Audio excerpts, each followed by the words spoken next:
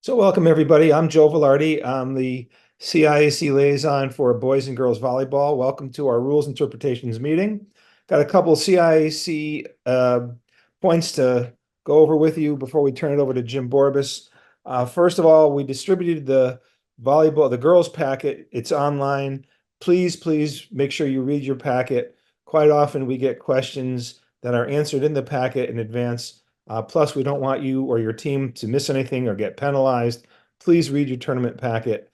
There's been several changes over the last couple of years, and particularly if you're a new coach, please do read your tournament packet. A CIAC change this year is in the coach's ejection rule. In the past, coaches who were ejected for unsportsmanlike conduct had to sit 2 games and receive a $50 fine. That's still in place, but going forward this year will be a requirement that a coach who's ejected for unsportsmanlike conduct will have to complete 2 sportsmanship courses, and the coach will not be able to return until those courses are completed.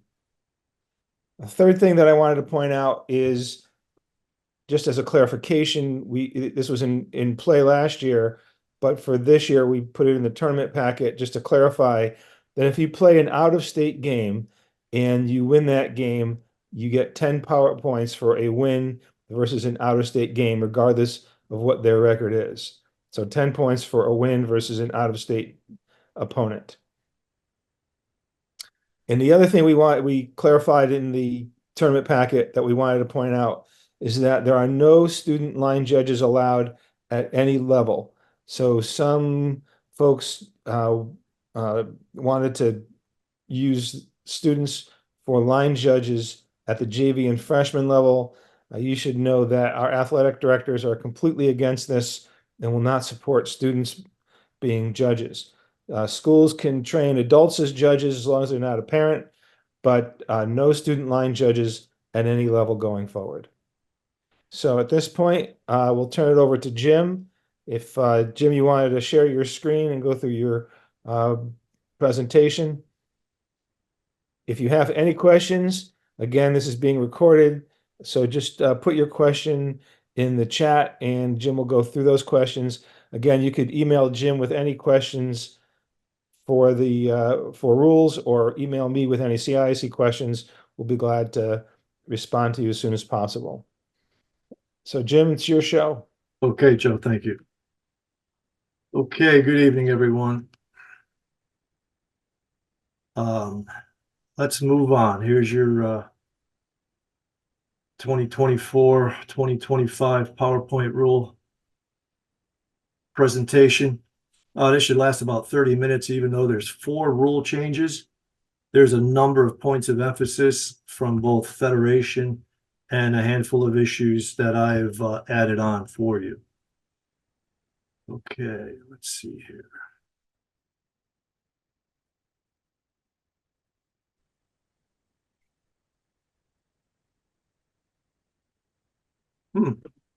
There we go. Official net system of Federation is Sports Imports. And again, reminding you that this presentation is recorded and will be posted on the girls volleyball webpage, and again in the boys in the spring.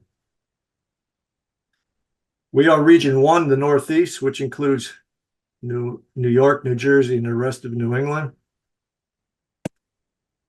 My representative for volleyball is Lindsay Atkinson, second from the left. I deal with her, so does Joe. Our Northeast rep is Derek Sellers, up on the top right, from New Jersey. I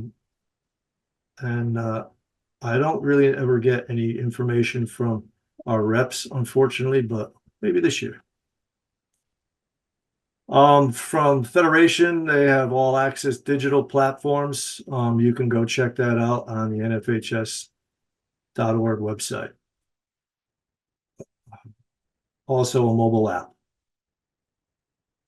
Okay, here's your updates for the NFHS and CIAC. My email is on the bottom. I'll give you a second if you wanted to write it down. Otherwise, it's probably in the tournament packet. First rule change, legal uniform.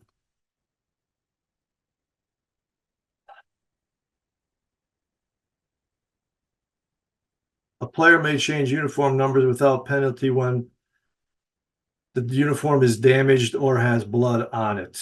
And in the red, I have highlighted that for coaches and officials. The R2 shall make the administrative note change on the roster lineup sheet and also in the score sheet. Should be noted in the comments section. An example might be 5-7 at the score of 12-10. Very simple.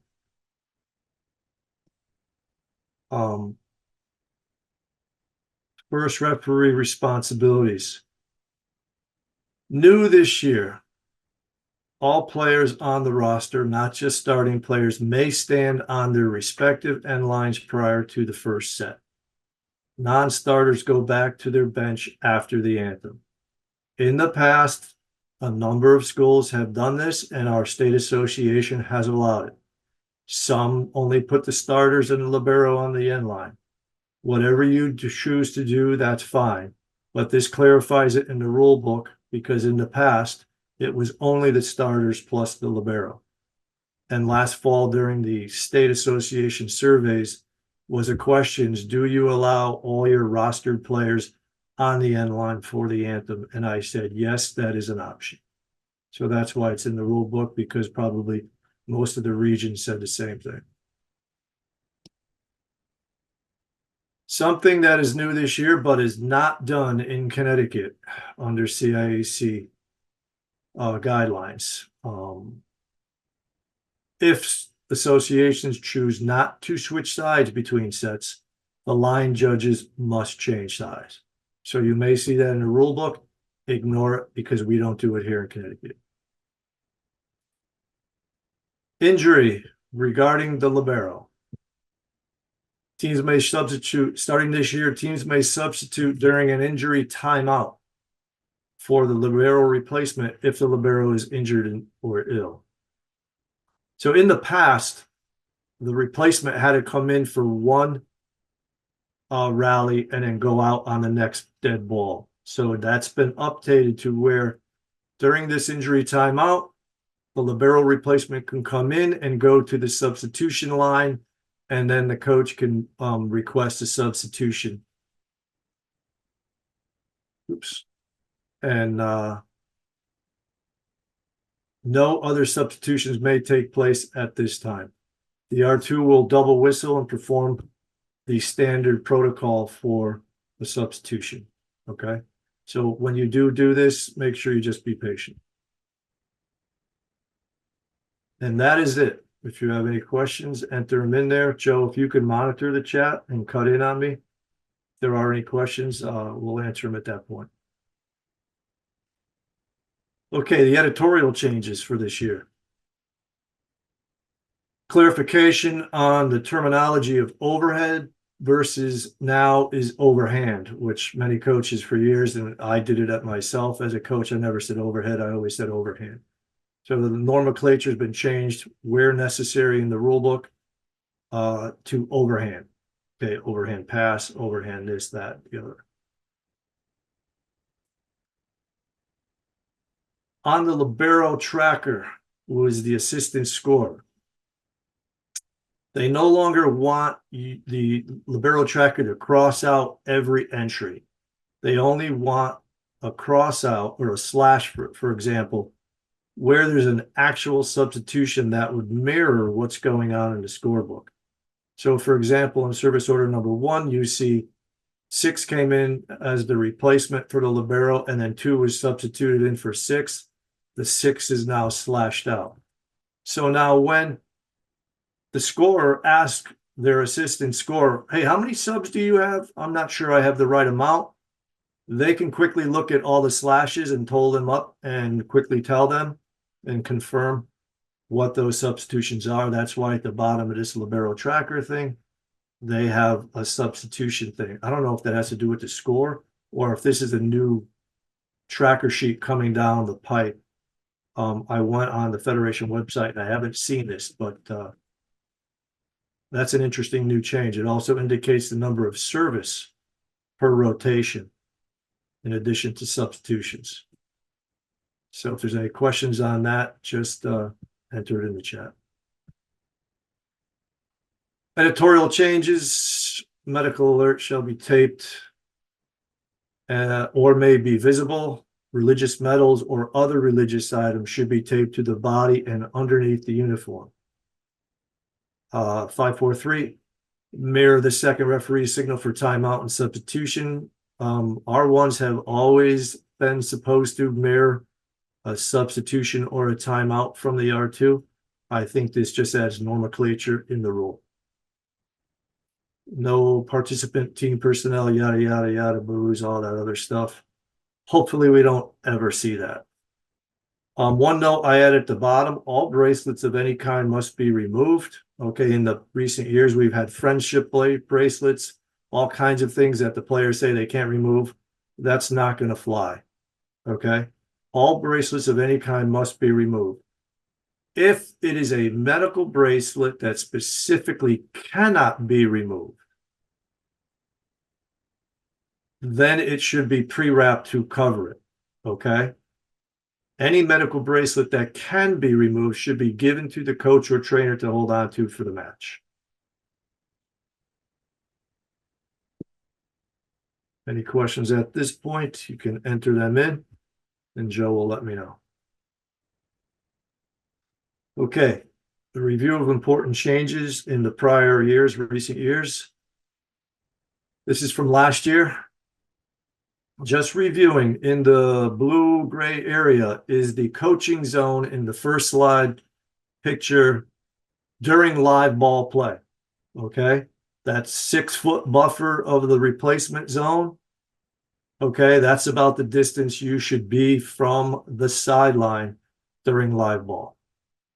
The substitution zone in the orange area is a neutral zone. That is not a coaching zone. So please stay out of that. That is a neutral zone. Okay. In the second slide picture below it, just a reminder, the coaching zone now goes all the way up to the sideline extended on a dead ball, and a head coach and or one assistant only can go up to that sideline and coach and give commands to their players. Okay. Once we get back to a serve, you go back to slide A, and please try and stay approximately 6 feet off the sideline.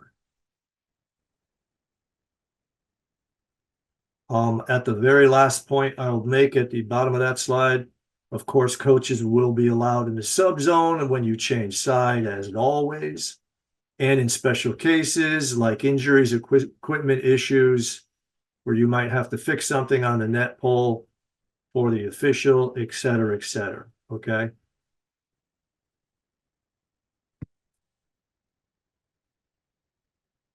Conduct, one assistant, I just mentioned that, one assistant coach may stand in the coaching zone on a dead ball only, and those assistant coaches may change from dead ball to dead ball. You cannot have 2 assistant coaches plus the head coach standing in the coaching zone up to the sideline on a dead ball. 1 head coach, 1 assistant coach. That's for the new coaches. Points of emphasis from the last 4 years since COVID. Participation in programs like these should promote respect, integrity, and sportsmanship. I know we're doing pretty darn good in the sport of volleyball. I've played a number of sports in my life, and this is definitely one of the most sporting good conduct sports that I've been involved with. However, for these ideals to occur, everyone involved in these programs must do their part. And continuing from recent years since COVID, good sporting conduct is expected during a player's term of service by the opponent team receive. Again, screaming or yelling to disrupt the server is unacceptable. But your normal commands on court for defensive, offensive play sets is always acceptable. Okay, you do not have to be quiet in regards to interaction, communication with what's going on defensively and offensively. It's those random cheers they get from the club season that creep into our federation and CIAC expectations. Also, spectators and fans do not have to be quiet. That's been up and down the last few years, as the picture shows on the left. We do not want fans to be quiet like it's a tennis match. That is not volleyball. That has not happened. That has not been promoted in years. So please allow fans to cheer, rant, and rave, okay, as long as they do not commit extreme unsporting conduct. We will make sure we have site supervisors take care of that, okay? So please, I implore you, for the sake of the growing sport, probably, if not this year, the number one sport in the United States for girls. Okay, I think it surpassed basketball last year. I don't know about this year, but spectator is a big deal in making that happen. Okay. Again, the roster lineup sheet this is the format you should be using, or a max prep or customized version may be used as long as it's similar to this NFHS format. We prefer that you put uniform numbers in the column to the left in ascending order, 1, 2, 3, 4 to 20 to 50, whatever. So it's much easier for officials to check rosters when we can. Coaches' names may be listed at the bottom if there is room. If not, no big deal. Some clarification on this, because I know I've made some ill-informed comments on this myself, so I'm regurgitating this. When you hand in your lineup sheet, okay, you obviously put a C next to the captain who's going to be on the floor. This also includes the libero. That's why I highlighted it in red. Okay. When the coach gives the libero the coach, so L, so up above, 9 would have a C next to it. Okay. Just let the R2 know who the captain will be when the libero is out briefly. Okay. Also, the libero must be standing in the replacement zone during the lineup check. That is very important. The R2 procedure for this is confirm the service order first, second, wave in the libero, and then identify to the R1 who the captain is. And that's why we do that last, the captain last, because if the libero is the captain, that is, then we always do the captain indication to the R1 last. Any more questions at this point, send them in the chat. Okay, other changes. Yeah, Jim, there is one question about. Go ahead. About team from Riley. Can teams cheer for their own teams during their serves, then be quiet when the other team is serving? Yes, absolutely. Teams who are serving can cheer for their own teams when serving. Absolutely.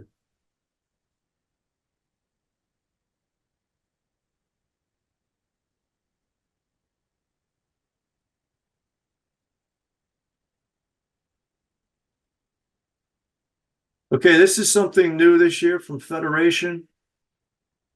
Just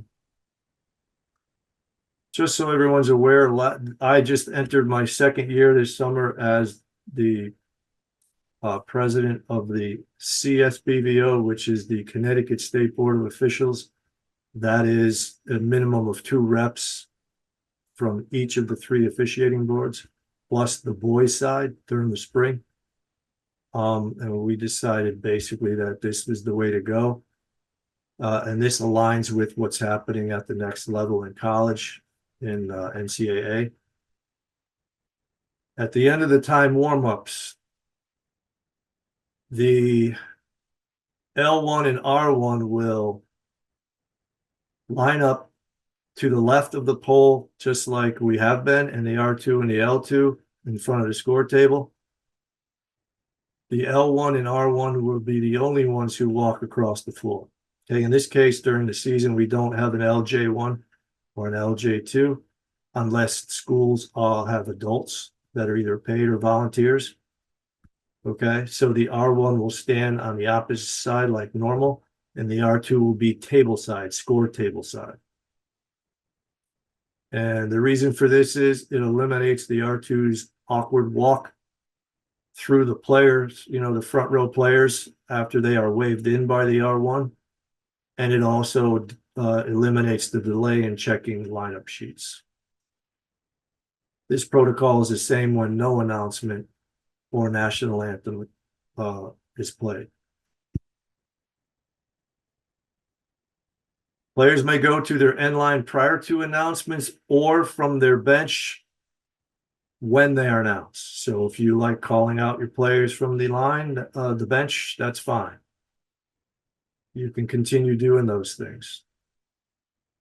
With this new R2LJ2 location, it suggests that players departing their bench merely wave to opponent coach and not run behind the R2LJ2. Players should never enter the opponent's court or cross under the net. I added at the bottom, coaches discuss what your team will do with the visiting coach, okay? If you want to run behind and do a fist bump with the opponent coach, that's fine. Let them know if they're up for that, and coaches should step closer into the sub zone, okay, so that they don't have to run too far. But a simple wave can also work here too. Continuing officials will not participate in handshakes, but of course, the friendly hand wave of the last few years is always welcome. Want to remind coaches that only rostered players and coaching staff are technically allowed in the bench court area during announcements. Spectators or students, leaving the bleachers or coming from everywhere to this area is also not acceptable during this time. So let's try and clean this up, please. Enter questions. Points of emphasis. This is the long part. When Federation only has a few rule changes, they try to add a lot of stuff. So bear with me. We're doing pretty good on time. Ball handling is a big thing this year. And it's because everybody's heard that the NCAA PAVO officials have changed what the second team contact is going to look like at the college level, meaning looser ball handling, okay? That has not passed for Federation nor the CIAC here in Connecticut. We are still working towards what we have been doing all along. May it change in the next year or two or three? Possibly. Things tend to. So I'll read this as quickly as I can. From the Federation standpoint, the goal for players is to master ball control. For officials, it is the goal to maintain a consistent level of ball handling from set to set, from match to match. Coaches play a role in consistency equation with their methods of training, the expectations placed on their players, and their desired level of allowance by the officials. The goal when officiating ball handling is to increase the continuation of play when judging second ball contacts that are directed to a teammate. That's a very important line. So if you see a borderline call, let go, but it's directed in the way that it was intended to be directed, there may not be a whistle, okay, unless it's very egregious. Unfortunately, that's the way the sport is going, all above us. And I'm sure you saw it in the Olympics if you were watching. Prep school will be following this. In case you play any prep school teams out of conference, be prepared for that. A player in good position must play the ball without discernible double contact. Less severe judgment is applied to a contact by a player who makes a challenging or spectacular play while maintaining a legal play. Mishandle balls resulting in blatant fault should still be called regardless of the challenging or spectacular nature of the play.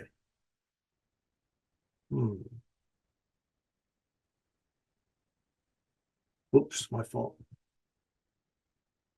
Multiple ball contacts on a third ball should always be called. Okay. And that is because that is a very, very unfair advantage. If a sloppy two-handed overhand pass is pushed into the opponent's court in a very poor manner and results in a kill. So I trust me, I have and continue to implore this to the officials. I've already did one board and I have two more to go, and they're going to be seeing the same thing and hearing the same words. So be prepared on second contacts where it's not egregious, but it's going to its intended flight path for less calls, but not egregious calls. Hopefully we can get this ironed out. Prolonged contact. The rule states the ball is not allowed to come to rest or involve prolonged contact. The fact that contact is underhand action or done with an open hand is not an automatic call. Players can legally take a stab at the ball to keep the ball alive as they pursue an errant contact from their teammate. A whistle should accompany prolonged contact. Okay, you know, an example of prolonged contact would be a setter who deep dishes the ball a little bit, reading the words on the around the valve and then pushing it back out. Middle hitters who jump up and misjudge and then throw the ball when they're trying to tip it, or any outside or any hitter. So these are the things we're still going to strive to call, okay? And it all has to do with where the body location is as well, where the arm and the contact of the ball occurs. So we're still going to be working on prolonged contact calls, whether it's overhand, underhand, or a held ball attack.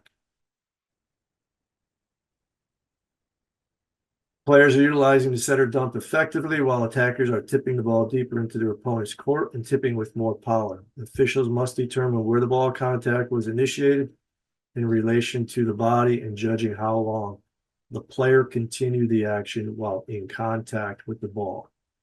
Sometimes we see this early in the first set and we're like, did we just see that? But then we might see it a few points or several points later or in the second set, and hopefully we jump on it. Sometimes officials need to see it a second time to make that determination.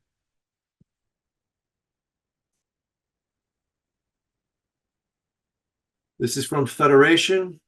They must have got a lot of complaints from scoring, which is always a complaint from officials to me and early in the season. That's the hardest time for all new scorekeepers.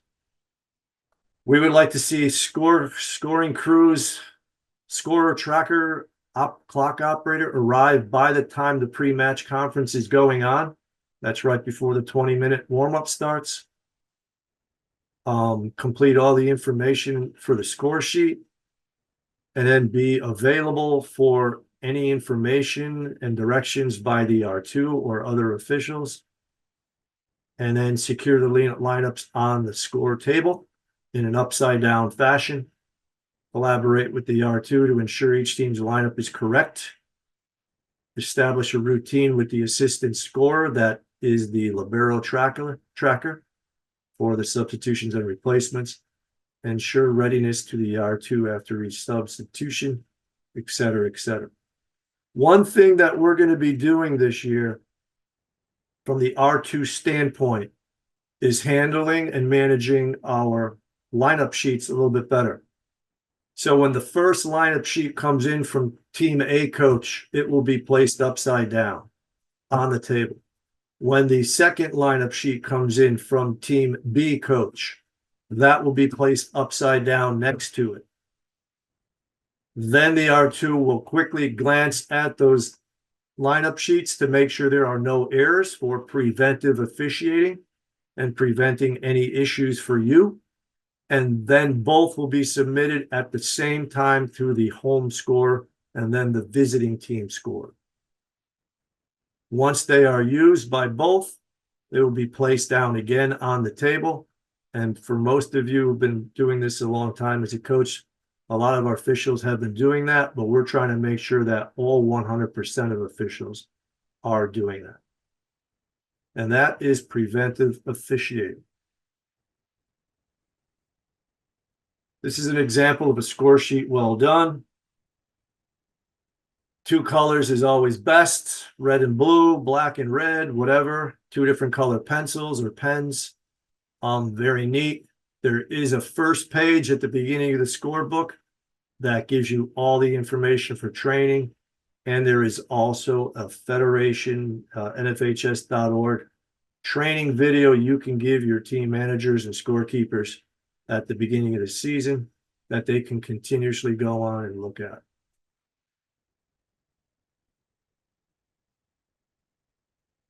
So basically what I just said, please try and have these kids trained early on. We know that the first week or 2 is going to be tough, and us officials will do the best we can to give them pointers and help them out. Always have them go back to the Federation website when necessary.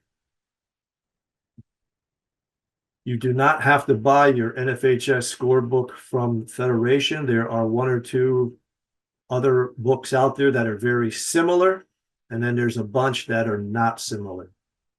Please do not buy those other books. This is also new from Federation on host management. Please ensure the facility is set up properly. That will make our life much easier when correcting the net and or in tennis. Properly padding. Be available throughout the match in case there's something wrong. Home and visitor section. With regards to home and visitor section, we always have the home team side established, correct? Then we have the visiting team come in for their bench. And usually there's bleachers behind those kids. If not, there's places for them to be, either across from the benches or behind. I think it's a good idea that those JV and then varsity, or varsity kids first and then JV second, stay in those areas when their teams change so that there's no interaction between the teams at the bleacher level. They should just stay there and stay in their designated home and visitor side. Help out and ensure unsporting conduct by spectators or anyone else, and be ready with some kind of informal communication with the officials when a site supervisor is needed. This is an example that we see often, okay? Sometimes the pin for the ref stand platform is not in place. Make sure you double check that before your first match. A simple pin can be gotten at the hardware store. It's a clip on the end, maybe a 1/4 inch or 3/8 inch pin will go through there. And then that bar, a lot of those J-Pro stands do not have a pad on the bottom. Okay, it's supposed to have a pad on that crossbar. Some maintenance may have put it on the very top handrail bar. That's not where it goes. It goes on the bottom. If you don't have something to cover it, maybe your AD can buy it from J-Pro or get a swim noodle and tape it around there. Once again, on senior nights, please keep them brief. 1 speaker at best, please. Flow goes better that way. I think it's best. Most of the seniors nights I did last year was right before the 20 minutes, and games were pushed back to 6 p.m. starts for parents to get there. I think that works best for the athletes if they have their 20 minutes and there's no breakup in that. With regards to flowers that are usually in water is not a good idea because they will drip across the floor. Make sure you have some kind of towel or something available if there is that case, please. Once again, if you're buying uniforms in the off season, send a request for review to Joe or myself, and I'd be glad to help out. And I have no problem giving you guys a nod to go order them once we iron out the situations. Libero is always an issue. Coaches try to use grays and blacks when they shouldn't be. Libero uniform should be like a soccer goalie. They should be bright and clearly distinguishable. And I think that's going to happen at some point in the near future, where only certain colors for liberos will be used, because all over the country, I guess other associations are having problems with libero uniforms that are not clearly contrasted. As always, with any special event shirt you purchase, like Dig Pink, there should be legal numbers on the front and back. Okay. Other requests from coaches. We know it's going to get hot again, even though it's cool right now. Please have a towel or two available at the score table for wet floor sweat situations. It's always nice to have a couple chairs for the officials behind the score table, if not room in the bleacher. Once again, repeating what was said earlier, have your work table crew there by the 20-minute pre-match meeting. All non-rostered student helpers helping out during warm-ups must have athletic footwear. No clogs, no Crocs, no sandals, no bare feet, etc. Please help your players shift gear from club habits and chants and everything they do in club and get away with to the Federation and CIAC expectations, especially service time, especially when there are jump servers. 5 seconds is the Federation rule. We count to 6 in our head, and the ball should be served by then. If it is not, we may ask a captain to come over and ask the server to speed it up to avoid a loss of ball. Question time. We are almost done. Noticing that new balls being purchased will have a new Federation logo, the current logo on top left, and the new logo on the bottom. This is what it would look like on a ball you purchased this year. If it's a brand new stamp, then you might have the leftover stamp on any balls that were leftover balls. And finally, coaches, especially newer coaches, go to the NFHS Learning Center, and longtime coaches. There's good stuff there. Concussion stuff, cardiac stuff, sportsmanship, first aid, etc., etc. Give it a shot. Take a look in your spare time if you have any at this point. Also, the Federation Network. If you don't record games, it's like Netflix. You can pay by the month. You can go in there and watch games that you have played at other schools that might be on the website and use that to your advantage in many ways. By 2025, every high school sporting event in America should be streamed live. Of course, that all depends upon schools being willing to put in those cameras to stream them live.